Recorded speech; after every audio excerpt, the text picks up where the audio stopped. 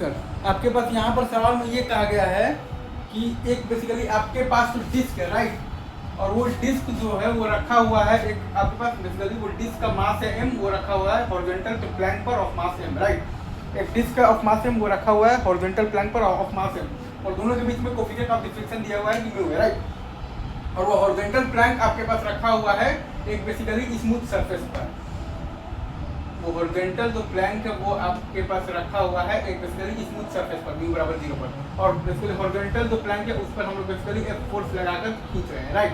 Horizontal Planck पर F force लगाकर हम लोग खींच रहे हैं right sir, is it true?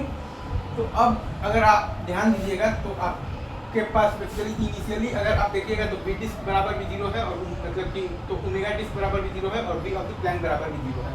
Initially अगर आप देखिएगा तो बी डिस्क बराबर भी 0 है, ओमेगा डिस्क बराबर भी 0 है, और बी ऑफ द प्लैंक बराबर भी 0 है।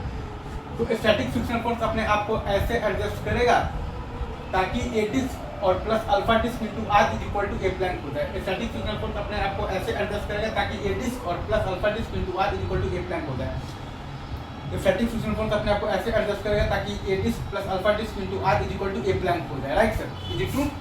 तो स्टैटिक फ्रिक्शन फोर्स का डायरेक्शन हम लोगों ने मान लिया है कि वो डिस्क पर तो लग रहा है बेसिकली फॉरवर्ड डायरेक्शन में लग रहा है एफएस, और प्लैंक पर वो लग रहा है बेसिकली बैकवर्ड डायरेक्शन में लग रहा है एफएस। स्टैटिक फ्रिक्शन फोर्स को हमने ये माना है कि वो डिस्क पर तो एफएस लग रहा है फॉरवर्ड डायरेक्शन में, और प्लैंक पर एफएस लग रहा है बैकवर्ड डायरेक्शन में। स्टैटिक फ्रिक्शन फोर्स का डायरेक्शन हमने ऐसे माना है कि वो डिस्क पर तो एफएस लग रहा है फॉरवर्ड डायरेक्शन में, और प्लैंक पर एफएस लग रहा है बैकवर्ड डायरेक्शन में। तो ए प्लैंक है हमारे पास एफ माइनस एफएस और बाई एम, और अल्फा डिस्क है हमारे पास बेसिकली अल्फा होता है टॉर्क बाई आई, तो एफएस इंटू आई मतलब कि सॉरी एफएस इंटू आर, और बाई आई है हमारे पास M R square by 2। Alpha disc होता है हमारे पास टॉर्क बाई आई, तो एफएस इंटू आर, और बाई आई है हमारे पास basically M R square by 2। Alpha disc होता है आपके पास बेसिकली टॉर्क बाई आई, तो एफएस इंटू आर और बाई आई है हमारे पास M R square by 2। Again मैं फिर से बोल रहा हूँ, अल्फा डिस्क होता है आपके पास बेसिकली टॉर्क बाई आई, तो एफएस इंटू आर और बाई आई है हमारे पास M R square by 2।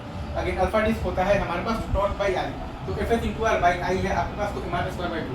Alpha disc होता है हमारे पास टॉर्क बाई आई, तो FS into R by I है हमारे पास बेसिकली क्या है M R square by 2। Alpha disc होता है हमारे पास टॉर्क बाई आई, तो एफएस इंटू आर और बाई आई है हमारे पास तो एम आर स्क्वायर बाई 2। और ए डिस्क है आपके पास basically FS by M, a disc है आपके पास बेसिकली एफएस बाई एम। तो प्योर रोलिंग का कंडीशन क्या लगाना है कि ए डिस्क और plus alpha disc into R is equal to है हमारे पास ए प्लैंक। ए डिस्क और plus alpha disc into R is equal to है हमारे पास ए प्लैंक। ए डिस्क और plus alpha disc into R is equal to है हमारे पास ए प्लैंक।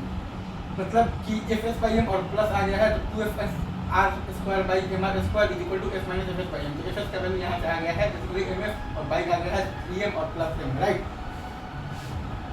तो एम बराबर एम अगर होगा तो एफ एस बराबर आ गया है एफ बाई 4, तो ए प्लैंक आ गया है 3f बाई 4m, और ए स्क्वायर आ गया है आपके पास basically F by 4m। I guess पूरा सवाल को आप बहुत अच्छे से समझ गए होंगे।